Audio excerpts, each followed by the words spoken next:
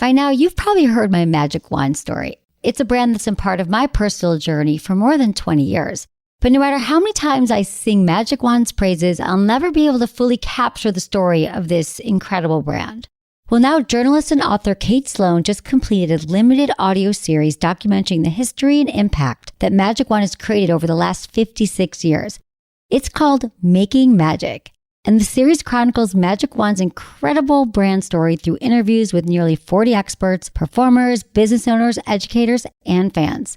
So I got a sneak preview of this series, and what I loved is that Kate weaves together snippets from all their interviews into this amazing story arc.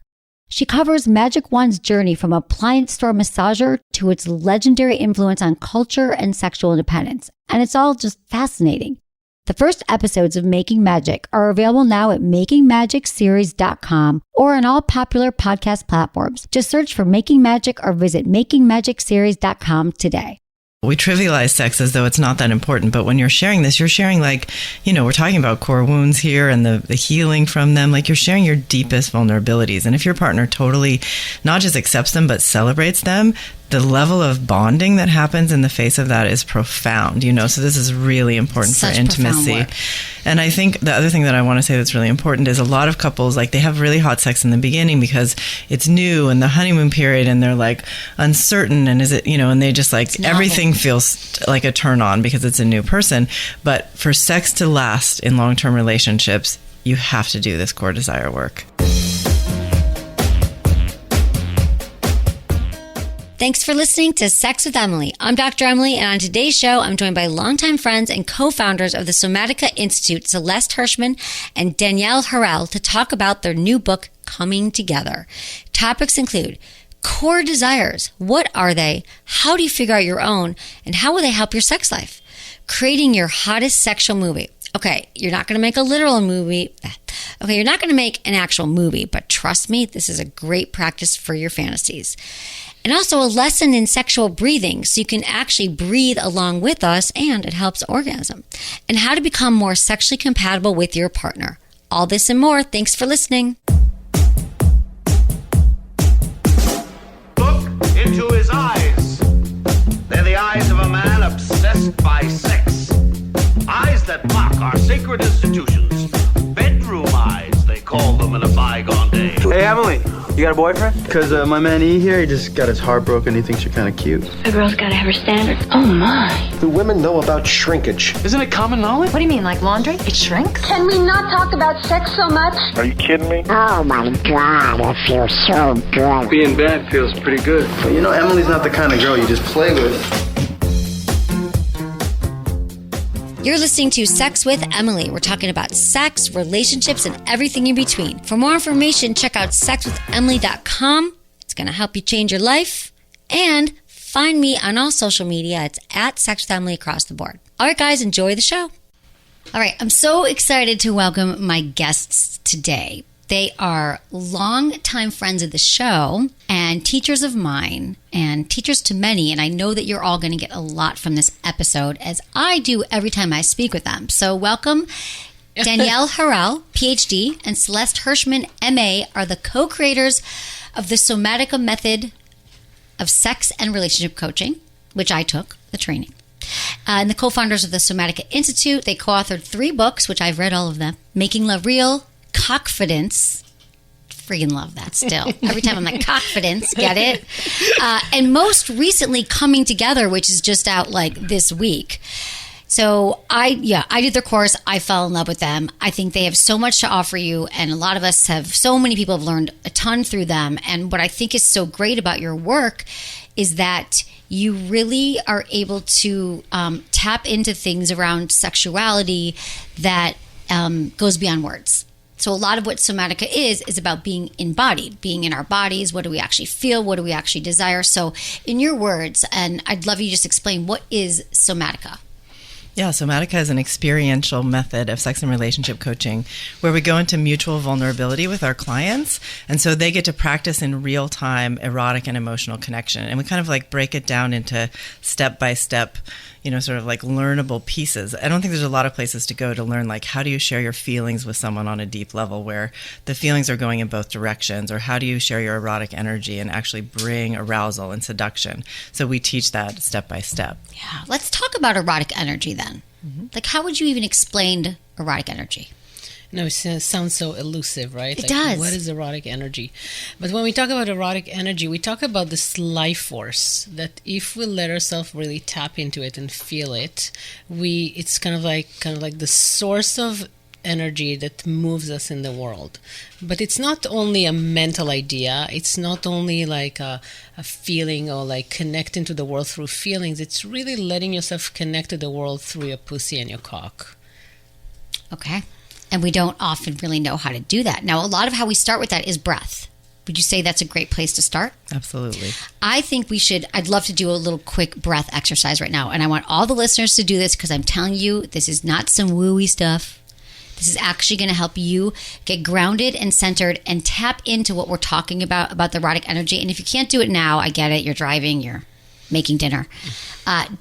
Rewind and go back and do this later. Okay. So should we just do a few of them? Breaths? Yeah, you want to lead us? So take a breath. You can close your eyes. You don't have to. But start by taking a breath through your mouth all the way down to your chest. Inhale. And exhale.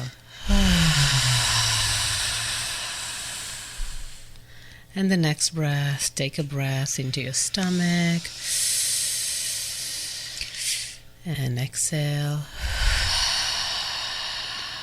And the next breath, take a breath into your pelvic floor. And exhale.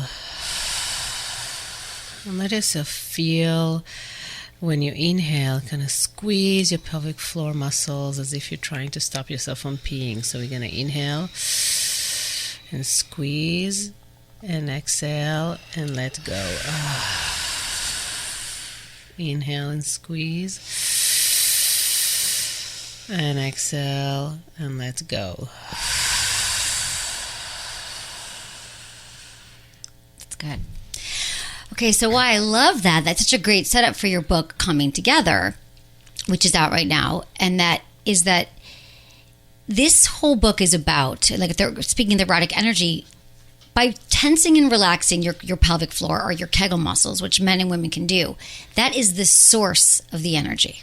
That is how you're going to get connected to this part of our bodies that we're all so disconnected from. Even myself, it's my work. Believe me, I've had days where I'm like, I haven't masturbated yet. I haven't had sex in a while, and it also just helps ground you in day-to-day life. But I think that a lot of what I do on the show is I'm giving people tips and I'm talking. But the missing link is so often just that we have to get into our bodies and breathe. And what I love is in your book, which is so great that you are really honing in on this theme of our core erotic theme. And by doing this breath, I know it's one of your first exercises, then you can start to explore. Let's talk about why you're writing this new book and focusing on what that core erotic theme is. Yeah, so people come into our office all the time. They have low desire, they have erectile dysfunction, they're in a sexless marriage, and they're like, what's wrong? They're searching for the answer. A lot of times women will be like, maybe it's my hormones or something like that.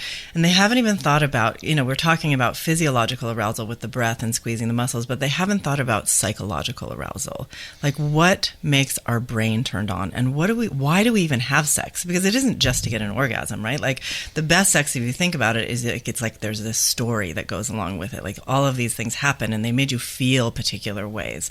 And that's what people need to be talking about when they're talking about sex. What do they want to feel from sex? That's like step one. And we call that their core desires. And so that's why it's about finding your core desires. And then once you know what you want to feel from sex, then you want to know, like, what kind of sex you want to have. And this is what we call your hottest sexual movie. And so the book really paints a picture of, like, all of the challenges that people have and how learning about your core desires and your hottest sexual movie, and then really teaching each other how to give it to one another, gets you to your hottest, highest sexual connections. Well, what I love about this is let's go. So the first step is really like, what do you want to feel during sex? Which I think is such a great way to capture this idea, is that we don't often think, we're like, I want to feel good, I want to feel connected, I want an orgasm, I want to be comfortable. But you're talking about, no, deeper, go deeper. What do you want to feel? And it almost gives you so much permission once you realize, like, that's an option. There's a way that I can choose to feel. And then once I figure that out, I'll know what turns me on. Because then we'll get into why fantasies are important, all of that. But let's talk about some of these feelings, like learning, like what do I want to feel during sex? How do I know? Yeah, and again, like as you said, Emily, like most people don't think about sex this way, and I think this is what's so new and exciting about this book, that people don't look at, why do I go and have sex? What's my motivation? And we do go to have sex. When we have sex, we really want to feel something. We want to feel, and everyone want to feel something different. Therefore, the one-size-fits-all scenes that we see on TV are not necessarily right for everyone, right? Even though they try to sell it to us again and again. Right. What we see in movies are important. You mean just like two people together, they literally come together, right? Or they seem like miraculously. Right. Did you notice that all the time the sex is good? I'm always like, did you ever see a bad sexual experience in the movies? Never. Yeah. No. Yes, exactly, right? I'm always shocked, like, wow, and they really had a great sexual experience. Anyways. Every time. Yeah. Which is why another reason added to the list of why we're so messed up of how we think sex should really go down. Totally. So what we want to feel is actually something that it's kind of like a medicine to a lot of our hurts growing up. And as we are, and it's something that we kind of want to feel in many other places in our life too. But sex is an opportunity for us to really play with those materials and get a good resolution to it. That we get to play with materials that we have tension around them, and that creates some erotic good tension, and we get resolution. So if Can you give me some examples? Sure. If someone want to feel, if someone did not get a lot of attention growing up, right? So in sex, they can go and really feel like she's the goddess, and she's gonna get a lot of attention, and people are gonna seduce her, and she's gonna be the center of the scene. That's like a good... I'm raising my hand. Great. And there can be many, many different feelings, right? And some of them can be, I want to feel accepted, or I want to feel desired, or I want to feel degraded, or I want to feel in control. And typically it goes back to our childhood. Yeah. I mean, I know for myself, I want to feel powerful. And I think when I was a young person, there was ways where my childhood was very chaotic, and one parent would leave and the other parent would leave. And I think there was a part of me that thought, like, I should be powerful enough to keep them there, and so I think my fantasy is all about like power, and the way that I feel powerful in sex is I feel special. So when somebody treats me like I'm the most precious or the most amazing, or like they're giving me all of their attention, or then I feel very powerful, and I feel like, okay, they're staying. So right. It's almost like it's a balm for my abandonment fears, right. And it's really arousing, because it's like, oh yes, this is it. Like, and this was a process for you to figure out, like, you want to feel powerful. So, for example, I just pulled up this list here of all the words you may feel from your book. I'm going to give you guys a few, like loved, calm, degraded, powerful, free, precious, beautiful, connected, considered, collaborative, exploitive, manipulative, adventuresome, ravished, seen, dissolved, shamed, impressive, valued, adored. I mean, it goes on, which is so great, because if people are at a loss, I mean, when you get the book, you'll be like, oh, you guys walk everyone through with exercises. But I want to say to you, so you know that you want to be powerful and you want to feel special. So would you say that you never actually want to feel generous or in sexually? Like, it doesn't ever come, you're like, oh, look, today I want to be submissive. It's pretty much special and powerful. I think it all comes back to feeling special, but sometimes I feel special by being generous. Right. But then the person gets something that they want, and then I feel like I've given them something that they haven't gotten anywhere else. So that would be what was generating my generosity. Right. So it's not that you're never generous, but those are what I'm saying is those are still the two words that are like your North Star. Exactly. That's what it comes back to. Okay. And then I'm going to ask Danielle. I'm happy to share. So for me, I thought it was a process, because I thought that I wanted to feel desired, and I still do want to feel desired. But if you really, really narrow it down, I really do want to feel powerful. But my way of feeling powerful is feeling fully accepted and feeling that my body is so amazing that my partners can get so much pleasure just by touching it and making me orgasm and feel great. So they get their pleasure through my pleasure, and that's my experience of being powerful and accepted. Yes. I feel that. I think we can relate to both of these so much, and that comes from childhood as well. Yeah, definitely. I did not feel very accepted growing up. I got a lot of judgment around how I looked, and there was a lot of correction of who I am. So if a lover is going to try and correct me, he's out. Right. In the bedroom, if he's in the bedroom, no corrections from me. Wow. And I'm sure you let them know ahead of time. Yeah, I'm very. There will be no very correcting. Direct. There will be no correcting. Well, see, it's so freeing though to know that we can take these, childhood wounds, and that they become our eroticism. But since so many people don't want to do the work, as we say, how do we get them there? Like if you read the book, for example, the process is.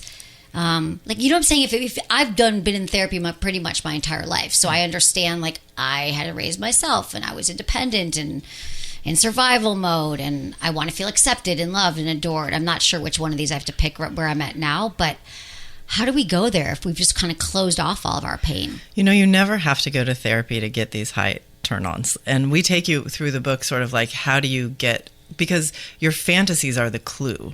So even if you don't know what the wounds are and you never figure out what the wounds are, your fantasies show you what the turn-ons are. Okay. And you might get a lot of healing from your core wounds without ever having to go to therapy if you have the sex that you're looking for. Amazing. Yeah, because there's such a deep self-acceptance that comes from it. Your worth goes up. You feel in control of your life in a different way if you really get these fantasies met. And so it's very healing even if you don't go to therapy. Oh, I love this. Yeah. Okay, so the first thing we would do is we'd identify how we want to feel during sex. And then we do some breath work in the book, right? We kind of talk about that. And then what's the next step? You have to read the book. We're not going to do the whole thing. Oh, don't I'm just worry. trying to I want to get to core. But I really want to say that I think what's also really important about reading the book, and therefore also what we find that's very powerful about the training as well, is that people get exposure to different kinds of ideas that they didn't, like we give you a palette of ideas because people don't know even where to look, right? And then they start to see different ideas and different options, and it like triggers for them possibilities they did not think about before. And it also, our really biggest goal is to reduce shame. Yes. Because so many things are okay and people fantasize and want to do so many things. So we want to really we all have childhood wounds. Let's see how we make the best out of it and how we use fantasy and sexuality in a way that allows us to feel great about ourselves instead of feeling like we need to go into hiding and feel ashamed about ourselves. Yeah. And I love what you're saying about we don't even know what's on the menu. When people some people have elaborate fantasies. Some people have zero fantasies. They just know they want to spice it up, that they're bored. And in starting with that, when I give them stuff like on the website, I have like the yes, no, maybe list. Like, here's some suggestions. Do you want spanking? Yes, no, maybe. But that's, what I can do. I can provide different forms and things, but you guys also provide examples for that in the book and in life, because I think people feel so lost and shamed around sexuality that they think it's their job to fix it. But they also don't know how to talk to their partner, so they're trying to sort it all out. So what are some of the do we even dare say common examples that have led people towards finding their core theme? Well, I think what we do in the book is we take you through tons of different possible ways. Everything from what movies turn you on to books to what are your fantasies to visualization. So we have so many ways to approach you discovering this about yourself. Plus, it's just full of people's stories, our stories from our clients, people that we know who've been willing to share their stories with us. And so it gets that imagination flowing, right. And you start to go, oh, I could ask for that during sex? Wow, that didn't even occur to me that I could ask for that during sex. And then you start to sort of get to a sense of what you want. But we really rail against this one-size-fits-all approach. There's so many teachers out there who are do this particular kind of sex or do this particular kind of sex. And then anybody who doesn't fit into that is well, this doesn't turn me on. There must be something wrong with me. Right. But we're no, you need to figure out what turns you on. It doesn't matter what anyone else wants. Right. And it's so true. I feel like we feel so there is a one-size-fits-all. If I do Tantra, then I'll be at one with myself and my partner. If I get into kink or I get into other things, things, but it's really,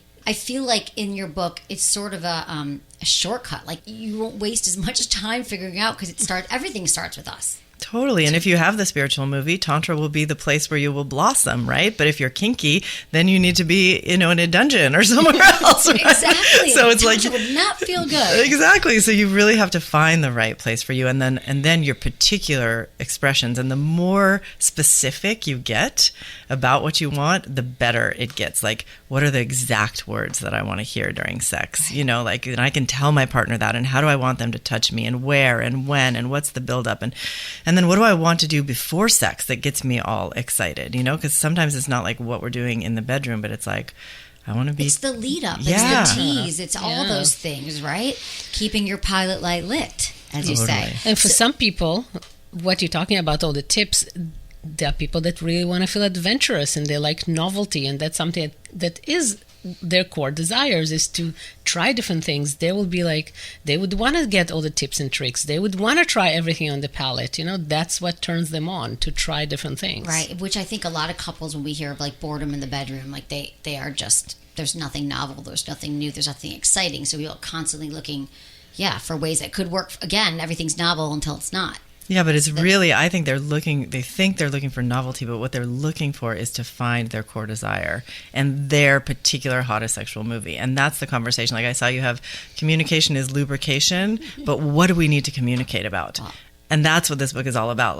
So you dial down like right away, okay, what do you want to feel? And what things do you do or do you want to have happen to you that make you feel that way?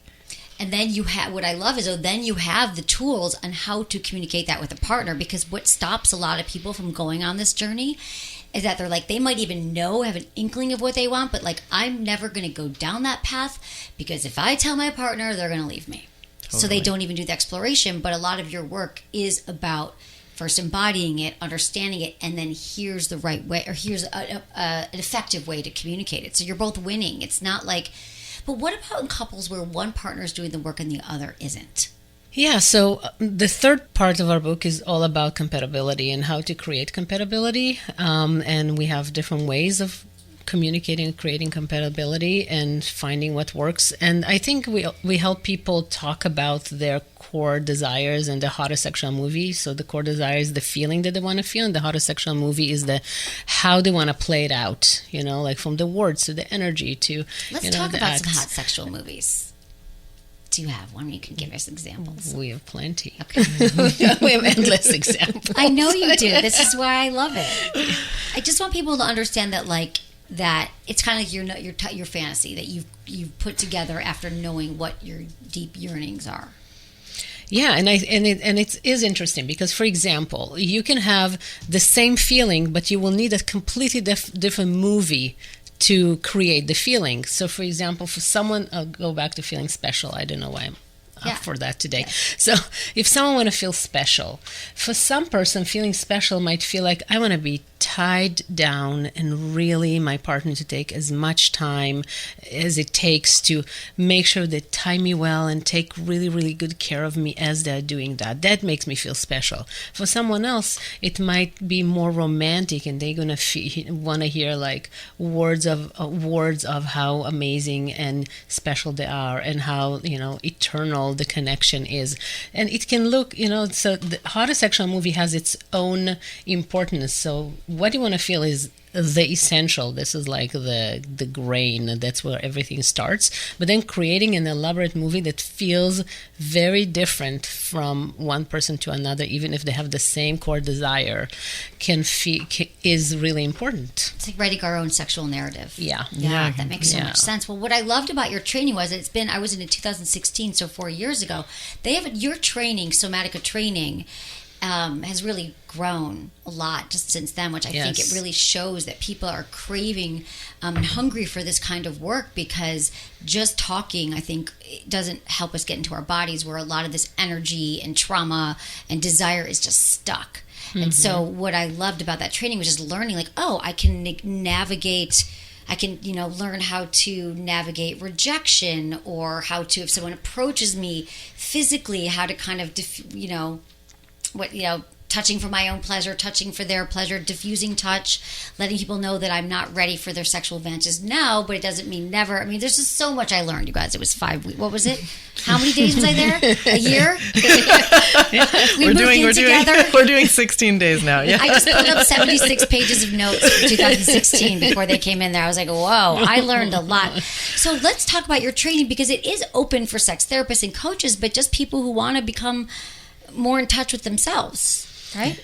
Yeah, and I think what's really powerful about this training is that you get to see, first, the de-shamifying quality of it is very powerful, because you hear people and you think people, like have the same story, or everyone else is better than you. But you come to this training and you see people are just people, and you get exposure to variety of turn-ons and variety of ways that people are. And it's amazing. It gives people a lot of freedom and a lot of support to feel okay about themselves. It also gives you a lot of mirrors to be able to see who you are in someone else. In someone else's eyes. In a very loving, supportive. Yeah. Yes, so much of it is about shame that you don't even know that you had. Mm-hmm. Or trauma or fears. I mean, it would come up for me all the time. I mean, I even remember the first exercise, the first day, and here I am split into a group. I think I was in your group, Danielle. And the first assignment, I think, was groups of 12. Yeah. And what we had to do was we just had to turn and look at the person next to us in the eye for, a minute or two? Something 5 minutes? Yeah. I was like, hell no. First of all, I don't like breaking into groups. I don't want to look in anyone's eyes. I'm wondering if I get a flight back to LA. Like, can any of those things happen, right?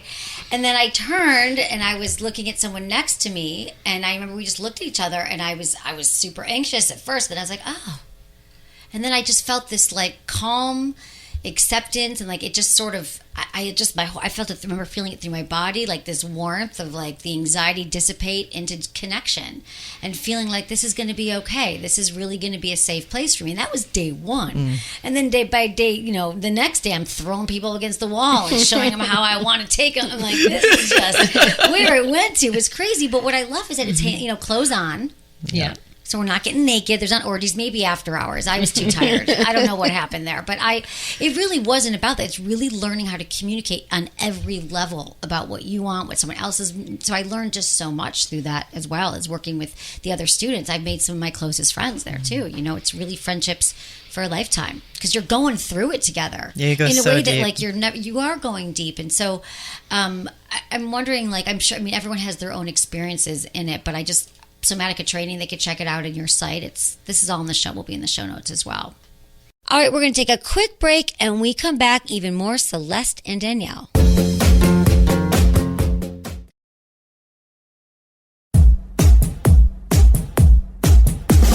What are some common issues that people come to you about, and then how do you work with them? Yeah, I think the top 3 are for women, low desire, for men, erectile dysfunction, and for couples, sexless marriage, low sex marriage, loss of spark, that whole set of issues of like, how do sometimes it's like we had great sex at the beginning, now it's terrible, or we never had great sex at all. How do we achieve that? And I think that's a big piece that we cover in the book around compatibility, because I think people think compatibility is something you're just supposed to have, and it's like automatic. And so many couples feel so much shame and like their failure because they're not just falling into bed together and everything's going perfectly like we see in the movies, right? But that's not like, that's why you have to have this step-by-step conversation where you figure out, what do I want?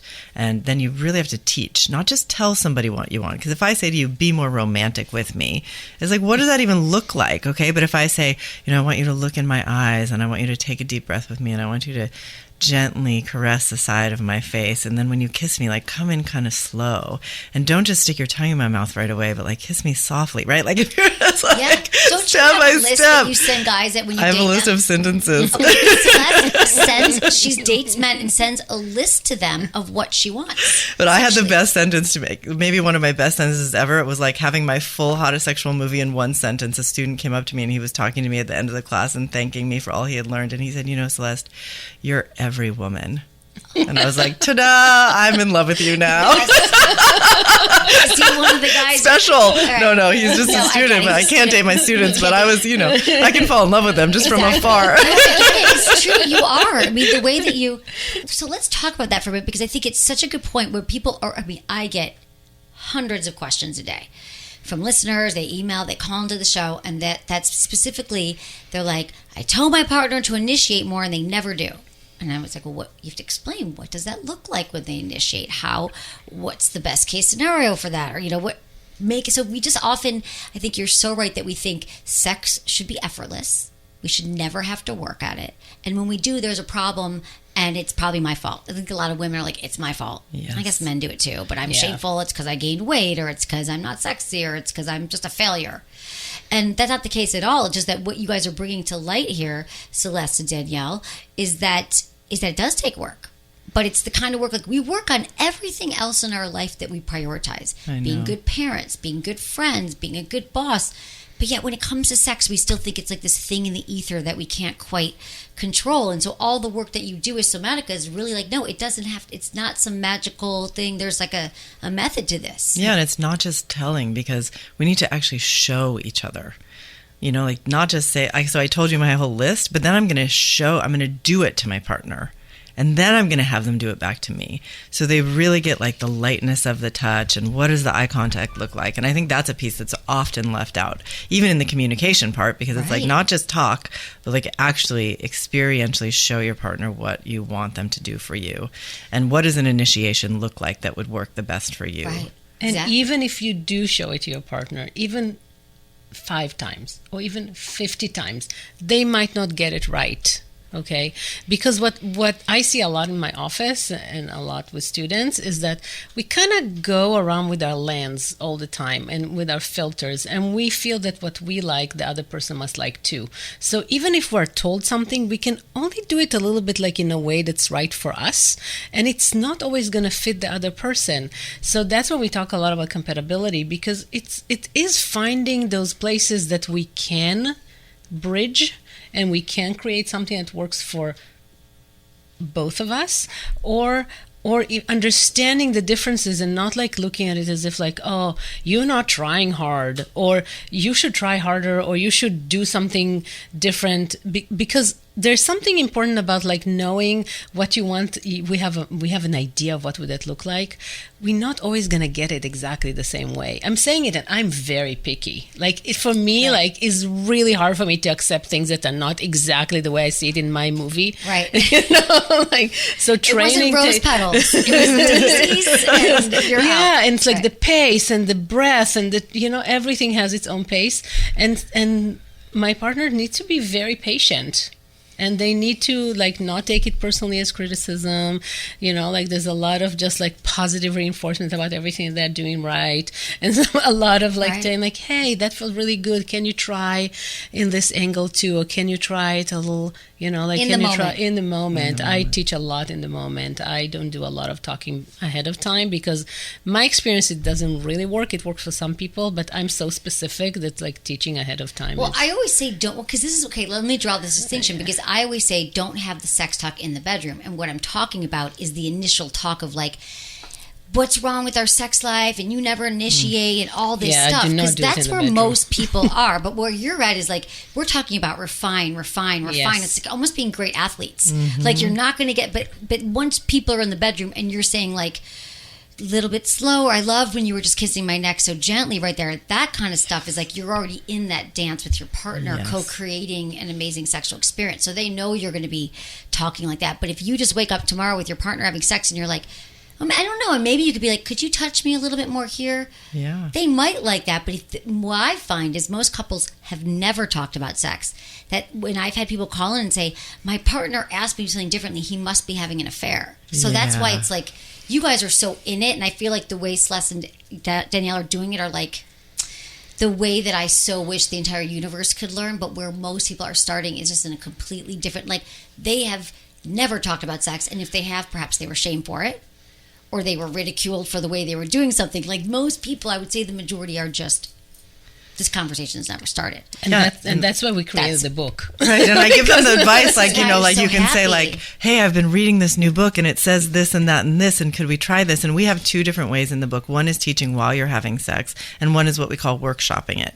And, you know, so sometimes people do need to kind of do it where they're not trying to get to like this perfect sexual experience, and they need to be like, okay, we're in a workshop. That means we have the benefit of the doubt, and everybody's like, we know there's a learning curve and nothing's going to be perfect, and there's probably going to be some giggling and some awkwardness, and that takes a lot of the pressure off. So some people can do it in that environment, and other people kind of need more of that like serious container of actually going into a sexual experience to learn.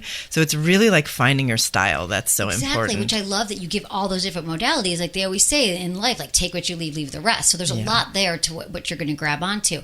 So let's talk about workshopping it. Could you give me like a scenario? A couple would come in and how they would workshop something? I just love the examples. Yeah. So I have like in my mind like an example of a couple that she really wanted like more him to be much more commanding and much more dominant, and he didn't want to hurt her, so and she didn't want to give any feedback. That was part of her need. Shouldn't he read my mind? How does he not? I think part of what she wanted was to really kind of be very, very submissive and not to tell him what she wanted and kind of let him do what he wants. She got a lot of pleasure from that. And then, so I said, like, it's going to be really hard to run the whole scene like that. So let's try, let's just try a little bit for a few minutes. Just play this chunk of how, how you want him to spank you or how you want him to grab you. And then give him some feedback. And it was really hard for her to get out of her, many people also go to kind of like trance state a little bit, like they get very inward and very connected to their body and sensations. It's really hard for them to speak. Workshopping is great for them because then you kind of do a little segment, you come out, you give feedback and say like, wow, I really liked your tone. I really liked the way you grabbed me. The way you held me was really good. It was long enough and the pace was right. And now can I go back and be a little dormant again? And then they try a different piece. And this is the two of them, not even when they're in your sessions, although you probably do have sessions like that all the time where you're leading people. Yeah. I think that just makes so much sense. Refine. I mean, that's how we're going to learn how to be great lovers. Just keep going back at it. And I think that once people get through, which is what a lot of this book and your training is, the shame, the trauma, the fear, it actually becomes like, I feel like for many, they enjoy it. They look forward to the workshopping. They actually start looking forward to sex again. It becomes another shared experience, like a hobby. Or it's how do you explain it? It's like couple that learns to cook together, play sports together. Like your sex life could be just as exhilarating, not just in the actual act of it, but the act of becoming compatible and fulfilling each other's needs could be some of the most satisfying and sharing work. Your deepest thing. This is brings to really deep intimacy if you start to talk about those things that really turn you on and those like very, very delicate things about ourselves that we don't dare to share anywhere else, and then we start to share with our partners. That brings huge intimacy. It's very vulnerable. We trivialize sex as though it's not that important, but when you're sharing this, you're sharing like, we're talking about core wounds here and the healing from them. Like you're sharing your deepest vulnerabilities. And if your partner totally not just accepts them, but celebrates them, the level of bonding that happens in the face of that is profound, So this is really important for intimacy. And I think the other thing that I want to say that's really important is a lot of couples, like they have really hot sex in the beginning because it's new and the honeymoon period and they're like uncertain and is it, and they just like everything feels like a turn on because it's a new person. But for sex to last in long-term relationships, you have to do this core desire work. Like you have to do the hottest sexual movie work, unless you just happen to have such amazing compatibility overlap. But I would say, that's maybe 10%, maybe lower, maybe much lower. We don't hear from those people. We don't hear from those people. We don't know those people, but all I know is most people I meet need this kind of work. Totally. I mean, I just think because we just don't, it's not out there. It's very innovative, which is why I think you guys are like pioneers in this area. Let's talk about, though, the compatibility component again, because do you find, do you have people come to you and they're just, you work with them, but they're just not compatible? They just, Totally. And is it, I mean, the first thing that we do is we try to find a bridge to see if there's some way that they can have sex together that turns them both on at the same time. Or we do turn taking, right? Where they I'm going to give my partner everything in their movie, even though it's not mine, or they're going to give me everything in my movie, even though it's not theirs. And if you can do that generously without feeling like there's some sort of yuckiness to it, right? Then all of that can work. So we try to maximize compatibility in every possible way. And that's what the book is all about. And then we talk about, okay, so really, if you're just not compatible and with all of the work that you've done, there's no way to get you there, then what? And we have a list of different options, because even if you're not sexually compatible, that might not mean you need to end your relationship. We're very closed-minded in terms of, we're not very creative in terms of how to handle those moments. And so we have lots of options, What? Everything. Non-monogamy. Non-monogamy is one of them, just sort of being with the disappointment and loving each other through it and staying connected in it instead of trying to make it go away or pretend it's not there. And even shifting your relationship, a lot of people feel oh, breaking up means I lose this person completely. But what if you shift into a different formation in your relationship where you can stay lovingly connected, if you're family with someone, right, and you don't want to lose them, but you don't want to be intimate partners in that way anymore. I think there's ways to shift that don't have to break. Exactly, right. Yeah. So it starts with the and there's another, and we also, sometimes people decide not to get their heterosexual movie with each other, but move to some form of erotic massage, give each other pleasure that's more warm sex style, right, not so hot sex. Well, so this is the thing. So let's say I often hear people, my partner's really into kink, or he wants to tie me up and I'm not into it, so therefore we'll never be compatible. And so I just kind of point out here again, the work that you do is that perhaps this woman, she doesn't know what, she knows she doesn't want that. And maybe she thinks she doesn't want it because what she saw in 50 Shades of Grey, let's exactly. say. So we just have such a limited view, but maybe she could learn to find out that, that actually could be really hot. Or maybe what we're also saying is she still might never find it hot, but she could do the work finding what she wants. And then once their needs are getting met, she's okay, we'll figure out a way that he can spank me and then I could be adored and cherished. Exactly. So there is a workaround, but yes. couples just think, I got to bail if we're not. Yes. And it's so sad. We don't go deeper to look at how could this work? Because we barely can do that when we have arguments in other areas. But when it's sex, it's so complex. It's very complex. And so I think also the important thing is you talked about disappointments and sitting with disappointments, which is a lot of work that I know we did when I was doing my training. Can we talk about sitting with disappointment? It's such a great skill, I think. You think you just have, most of us want to run. It's kind of essential, actually. To be an adult, you need to be able to deal with disappointment because you're very unlikely to get everything that you want in your life, right? And people gonna disappoint you again, and your partner gonna disappoint you, and it starts with the way they do the dishes, to when they decide to do the dishes, all the way to how they have sex, there are many opportunities for disappointment in every relationship. Every day, multiple times a day. And talking about those feelings and really not taking it as if it's such a big crisis, because everyone's disappointed plenty of time, so looking at it as that's a bummer, and really be able not to be defensive around it and kind of listen to those feelings and process them and really get to a place of that really sucks. And then people kind of, if they let themselves feel the disappointment fully and stop trying to make the other person to be what they want them to be, there's such an opportunity for acceptance, and it can lead to new and creative resolutions that they could not think about before. Right. When they were trying to make it perfect and avoid disappointment or disappointing or fix every problem. Every problem in a relationship is not fixable, but you can actually feel and stay intimate and connected in the midst of them.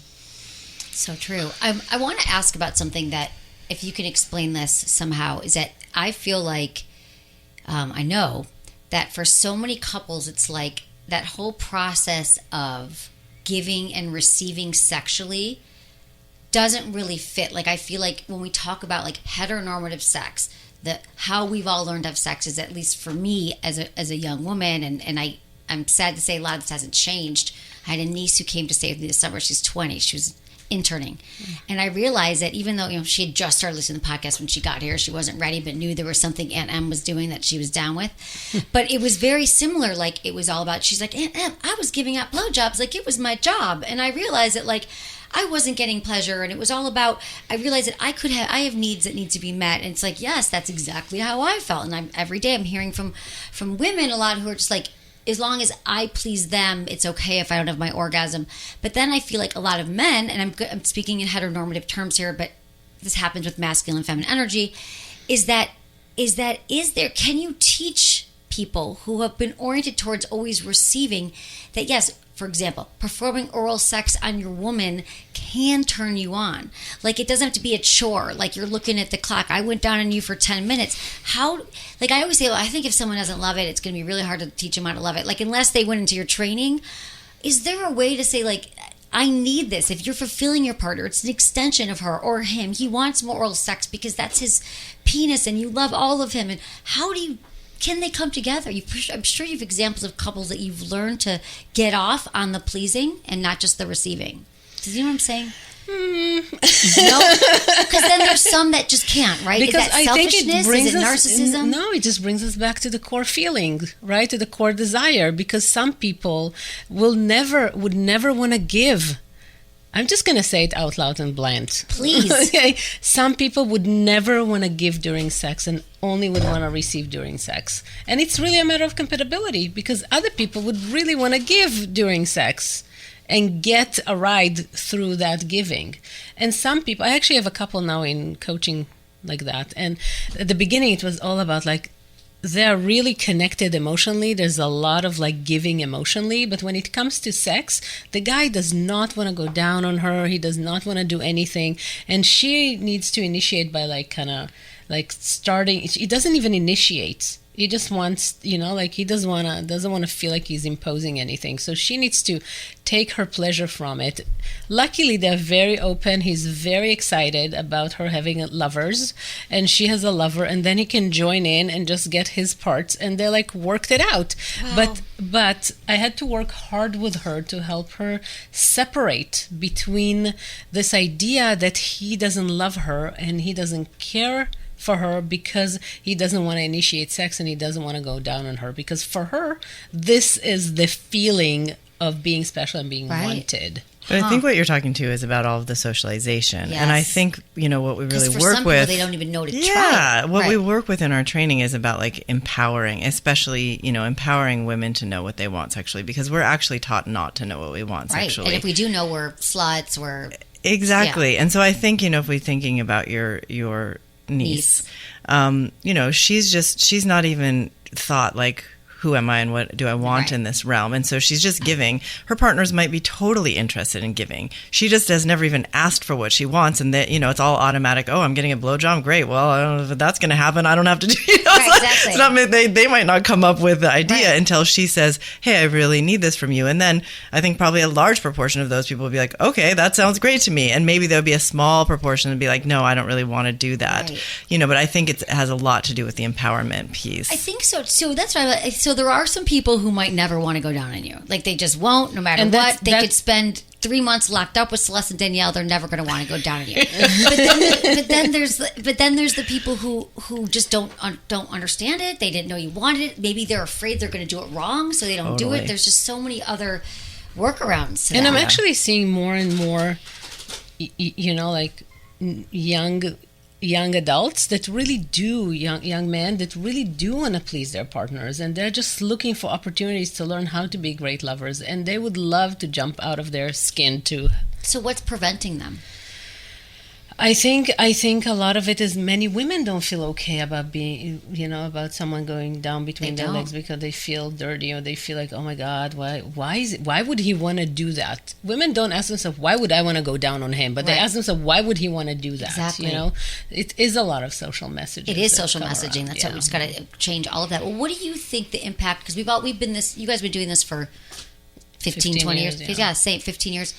What has been the impact of pornography right now on people's sex lives? How are you seeing that work in your work? Well, I think there's positives and negatives. One of the positives is that now that every single hottest sexual movie is put out on film and you can access it right away, people are going, oh, I'm not the only one who likes that. So it is de-shamifying, right, for people who go and they find, oh, there's a lot of people who want to, like, you know, listen to balloons pop. It makes them orgasm. We've heard that one. I've heard that one. Or, you know, just sort of Right. like much more obscure kind of sexual practices. And then, you know, that's on the positive side. I think on the challenging side is that it's this unrealistic picture again with everybody moaning. And, you know, I've known a lot of porn stars. They're not orgasming. Right. So Let's talk about that. The myths of it. They're not orgasming. They're not orgasming. Squirting. If they're squirting, it's not going up like a fountain. Like they're adjusting their bodies. It might even be real, right? yeah, I mean, I squirt like a fountain sometimes, but, Okay. you know. Got it. Right. No, but I mean the way it looks like maybe you do. Yeah, I do. Okay, got it. But but I'm doing it like it's in my pleasure and it's for my pleasure, right? And I think they're doing it as a performance, and that's what they're paid for, and that's awesome. But to expect that sex looks like that, you know, it's just unlikely, right? Especially without actually talking about what you want. And you might want to have sex where you're like, oh, look at this movie. I would like to have something that looks like this. Right. And you could bring that to your partner and you could try it. But it's, you know, it's not just going to happen automatically, right. I think. And it's also like the sort of like heroine of sex, right? It's sort of like you can just go to your hottest movie and then you might not just go to sex with another person because you're not negotiating any of it. And it's like sort of like, okay, well, this is the easy route. But is it really, like, I like what you're saying, and I agree with you with the porn. The pros is, like, it shows you what's on the menu. There's so much here I didn't know, or maybe it makes you feel less shameful. But also, what if you haven't done any of the work and you flip on porn and you're like, oh, it's just sex, and then you assume that's your hottest movie, and then you have to keep escalating it. But then if you do this work, you might pull back and be like, oh, actually, like, gangbangs just looked hot because I liked having all the attention. But, you know, I don't know. I just feel like it can send you down a different road, though, sometimes that so it maybe jumps a step. What I want to say about porn, as Celeste said, it's the heroine of sex, right? Yeah, so tell more about that. It totally bypasses seduction. It totally bypasses warm-up. The warm-up is instant. You know, like I can orgasm with porn with 3 minutes. It won't happen when I do it in real sex. I need much more warm up, different things. So people don't learn the skills that they need in order to have real sex with real people. And they are very much used to this like quick turn on, and they don't know how to get turned on in a slower, more embodied way. Can we talk about arousal and how to get more turned on in a slower, embodied way? Because I think you just nailed it, that is specifically what I think is missing, and that a lot of people are craving, but they don't even have the words for it. Maybe we say it's teasing, or, you know, I always say foreplay, you know, starts after the last orgasm and keep going with it, like keep your pilot light lit, as you often say. But what is that even, like, what does that tease arousal look like? So it goes back to our core desires and a hottest sexual movie, believe it or not, but it can be more embodied. What I mean by that is that people talk to you the way you want to hear, and whatever turns you on. People create the movie and the seduction. A lot of the movies is not about necessarily just the sex itself. A lot of it is about the foreplay and the way you want to be touched and the way you want someone to look at you and what kind of energy you want them to bring. Do you want them to bring like, desire? Do you want them to bring a feeling of urgency? Do you want them to feel to bring this feeling of like you're so precious, or anything completely different? And so all those things can be very unique to every person. So there's no one way of seduction that will work for everyone the same way. Right. But just understanding that, I guess, is that could be what missing, because we're not just talking about different sex positions. Like, sex isn't just about sex. It's about the entire act, which I think when women are walking around saying they have low libido, they're waiting for it just to strike them over the head, like, now I'm going to be ready for sex, and that never happens, whereas maybe their male partners are turned on right away, right, because they're more spontaneous. So... Or a man might say to his partner, like, what do you want? But she thinks she can only tell him positions or ways of touching her, and she doesn't think, oh, I can tell him what I want is for us to go out and have a beautiful dinner together, and I want you to hold my hand and look in my eyes, and I want you to tell me that I'm the most beautiful woman that you've ever seen, right? And that is getting her pussy wet. Right, exactly. Right? And she doesn't realize she can ask for that, and her partner doesn't realize that is the thing that's going to get her revved up and really horny, so it just... they miss each other. It just skips it all together. Yeah. They're like, wow, we haven't had dinners in years. That could be the thing that turns. You just don't even think that all of these things are factors about having incredible, healthy sex. Yeah, and we see people go on date nights, and it's like they go and they sit at a restaurant, and then they talk about like the kids and the mortgage. And it's like, that's not a date night. No. That's something you can do in your living room. If you're going to go on a date night, dress up. Or like if you like bondage, go to a club. You know what I mean? Like, right. you have Make efforts in this make area, efforts right? that actually meet your movie. Or even talk about what your movie is. Like, At dinner. That's a good date night activity. That's a great date Really night good. Like that activity. to me is like that is The the best. perfect date night. Yeah.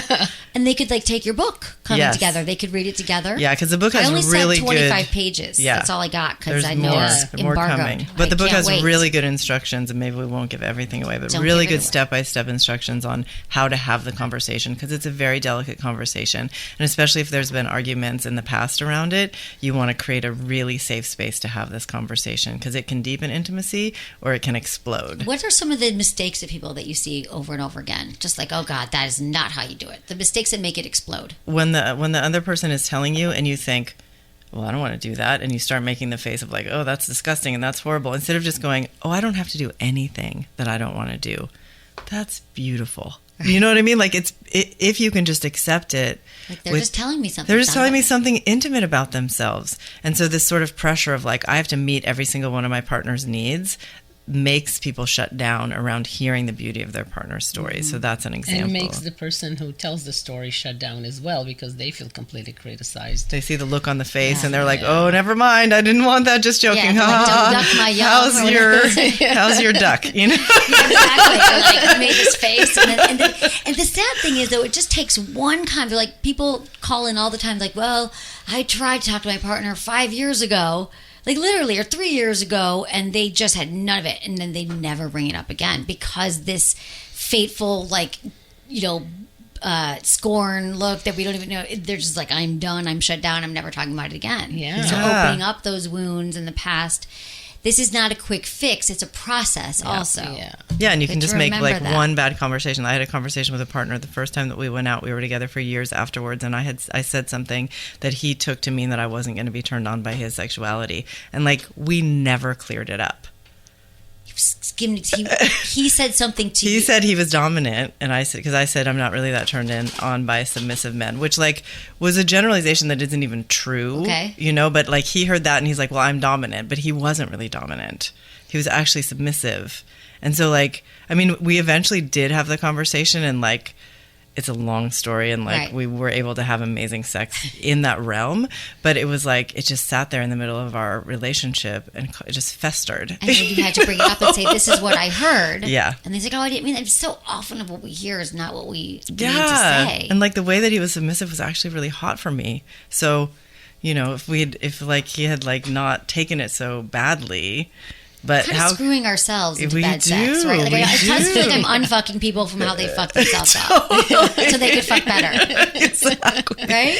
Yeah. And Yeah. also, like, people get so hooked into titles, like submissive, dominant. It can mean so many different things. So really, like, getting to the details makes all the difference in the world, and not trying to, like, again, like, put your own perspective on what would that look like, but really listen well, really open-minded, and see, I'm curious what they're going to say. I'm really curious. I never heard anything about submissive. Let's start from scratch now. Be curious, Yeah. exactly. Like, just be curious. Be curious, because it's so easy for us to kind of blame our partner the second they bring up sex. I'm failing you. Like, I think that's where many people's mind go to. Okay, so what you're saying is, like, we're talking about this. They could read your book, but how can people? Sometimes they don't want to see it. Like, I had the thrill of being in your course. So now what? So we are co-producers with Jessica Hubby and Here She Comes TV, and we're working on fictional series. Hopefully it's going to get to, it's going to get to TV somehow, and going to solve there. Yeah, and the whole point of it is to really demonstrate how different world of having sex and really you want to say it? The conversation. Yeah, sexual relationships, but also emotional relationships. I mean, I think we don't see really good, varied sex, diverse sex depicted, and we want people to be able to see, like, not just like it happens automatically, but what is the show is about two sex coaches like Danielle and I, and they're kind of up and coming, and they're getting all of this flack from the anti-sex world, and at the same time they're working with clients and they're seeing how can we create these amazing sexual experiences between these clients, and then you get to actually see the sex. You're actually having sex, so you're watching them have sex. You're but you're watching also them. watching the build up, the arousal. Exactly, and the conversation. And so it's not just the automatic, right? It's the like, how do you actually create this between people? And we're showing the conversations, showing the erotic conversations, like the core desire conversation, the hottest sexual movie conversation. We're showing the emotional conversations. How do you work through a challenge in relationship? How do you have repair? In business partnerships, in your dating and marriage relationships, and so it's very much. It's going to look so different because you see an argument on television. It's like, who's wrong? Who apologizes? How do we fix it? That's what it looks like. And It's ridiculous. That's not actually how deepening of intimacy happens at all. Right. But it's not depicted in film. So we want all of this to be depicted. And some of it people can find on your YouTube channel right now. Yeah, so what's on our YouTube channel now is there's short segments that actually show real sessions that we do with people, which is our Somatica Sessions. Yeah. It's called Somatica Sessions. And also on Somatica Sessions on YouTube, they also have the full session. We have like 6 or 7 sessions of 40 minutes or 45 minutes where people can see full sessions with different issues that people bring. And that was also produced by Here She Comes. I love that you're providing that, because I think in getting this, it might seem esoteric, or maybe people have never really gotten into this work. I think in watching the way that you two work in just a 45-minute video, they're going to get it. Yeah, and they're going to get your book. Yes, coming together. I think what people will be most surprised by is the level of intimacy and connection that we go into with our clients in a safe container, So there's boundaries that are really clear, and that means we can practice at this depth of intimacy that's that helps people grow in profound ways. And that's what we do in the training. That's also. amazing. The intimacy. I think intimacy is such a misunderstood word that people often think it's just sex. Of course we're intimate, but it's like, it's actually the depth that comes from trust and vulnerability and opening up around everything, but specifically sex. I know. Which can be so healing. Like, I love that you have the quote early in your book, when sex isn't a problem, it's 10% of the relationship. Everything's fine. But when sex becomes a problem, it's like 90% of the problem. Yep. It takes over. So if you guys heal people's sex lives in this way, I think it's so profound. And I know that you do. And I don't think people have any idea what intimacy is. I think that's a big part of what we teach, because people go for like longevity, right? Like, we've been together 10 years. It's like, really? Well, are you intimate at all? Yeah, no. Like, do you talk about who you are? Do you accept the differences in each other? Do you support each other in being your unique selves, even when it scares the other person, right? Like, that's intimacy, as opposed to like, let's just not rock the boat. Let's all pretend that we don't have these thoughts that might upset our partner and not say them. And then intimacy just floats away. Exactly. You can stay with someone for the rest of your life and not be intimate with them at all. So we are like really about intimacy. And I think, we want to help people be intimate. And for me, what Somatica is all about is actually helping people have as much pleasure, attachment, joy, connection as possible with as little pain and trauma, right? Like, maximize all the good stuff, minimize the bad stuff, and have it be in deep emotional and erotic intimacy. I love the way you said it. And it's in all of our reach. Like, I'm not even asking you to buy anything, maybe the book, but like, really, it's communication. It's using your words in a way that it's okay. You don't know how, because no one was taught these skills. Yeah, and accepting the fact that people are different, as opposed to like just getting so angry that your partner isn't just everything that you thought that they were supposed to be for you. We don't complete each other. No, we don't. I always thought that was ridiculous. If you complete me, so I'm just broken till you get there. I've just been broken, half a person. And also this idea that two people were born meant for each other, like, I was born me, you were born you, we might have some things in common, hopefully, but we definitely are not born to complete each other. No, we are not. But I want to say one more thing about coaching, because our training is also to, we train coaches to do this work that we're doing, and use the Somatica method in their practices. And I want to invite people to look at going to a coach as this wonderful thing that they can do for their depth of relationship. And it's like, like, people are so easy to hire coaches to go to the gym, like to get like or better business, business, to get like such a better perception and better accuracy around how they do things, I look at somatica coaching exactly the same way.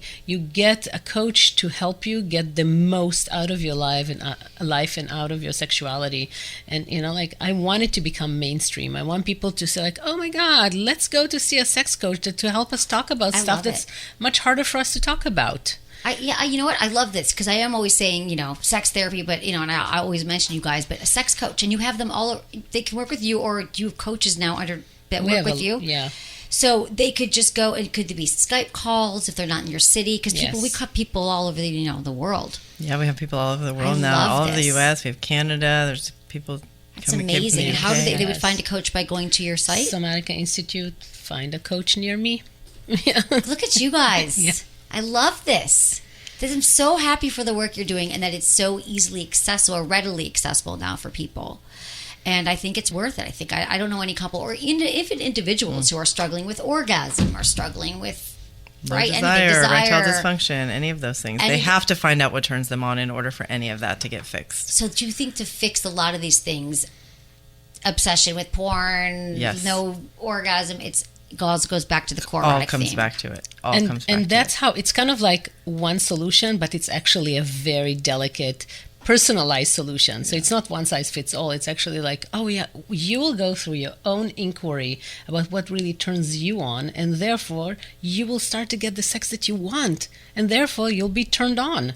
That's how it works. You guys, thank you so much for being here. I have 5 questions I asked all my guests, so I'm going to ask you all. Ready? They're quickie questions. Okay, Celeste, biggest turn on? Feeling special. Danielle? Feel like my body is giving everything to my partner. Biggest turn off? Corrected. Being corrected. Yeah, feeling like I'm not important. What makes good sex? For me, getting this level of attunement and getting this like, what I said now, don't correct me. and so specific, which is what I love. We can all get a little more specific. Yeah, I mean, just feeling adored and precious and desired, connected to. What would you tell your younger self about sex? What didn't you guys know before? It's a great question.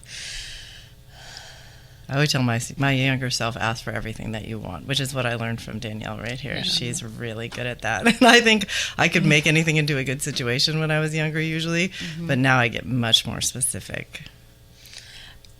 Honestly, I would say, you've got it, girl.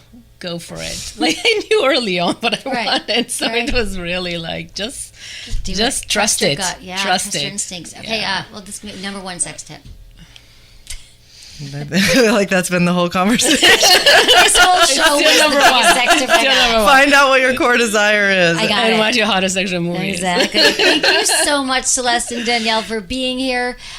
You can find them all at, we kind of said the website. Do you want me to go through the somaticainstitute.com or celesteanddanielle.com. Check out their Somatica training. Check out their new book, Coming Together. Check out the new book, Coming Together. This will all be in the show notes as well. Thank you for being here, Celeste and Danielle. Come back soon. Thank you so much. We loved being here. Thank you.